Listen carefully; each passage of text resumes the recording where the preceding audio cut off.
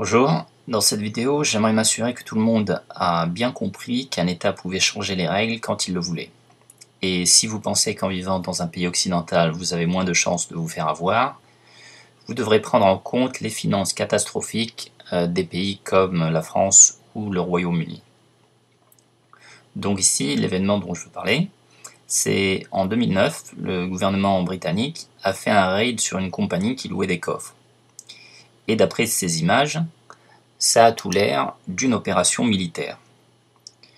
La version officielle, c'est-à-dire la propagande, c'est qu'ils ont réussi à confisquer de la drogue, des faux passeports, du cash et d'autres trucs. Et bien sûr, on voit que le lavage de cerveau a bien marché avec la saturation du public en images. Ici, on a des passeports, mais bon, rien ne dit qu'ils sont faux. Plein de gens gardent leurs documents dans des coffres. Bien sûr, on a l'utilisation d'épouvantail, comme ce supposé criminel avec sa boîte. Et aussi, même lorsque certains biens ont été rendus, l'État en a gardé quelques-uns, comme cette personne à qui on n'a pas rendu 9000 pounds et quelques petits bijoux, comme le bracelet de son enfant, le bracelet en or.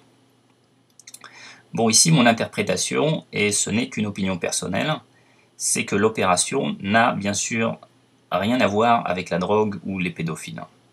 Et si c'était le cas, il n'y avait pas besoin d'ouvrir tous les coffres, comme ici.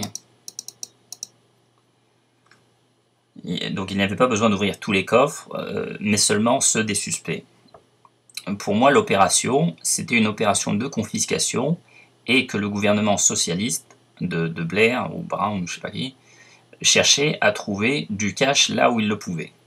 Je rappelle ici ce que Thatcher avait dit, le socialisme dure jusqu'à ce que l'argent des autres soit épuisé. Donc c'est exactement l'application de cette théorie.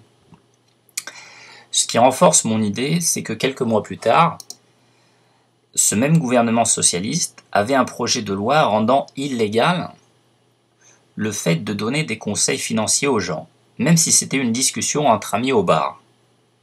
Par exemple, quelqu'un comme moi qui parle des métaux précieux serait en train de faire quelque chose d'illégal selon cette loi.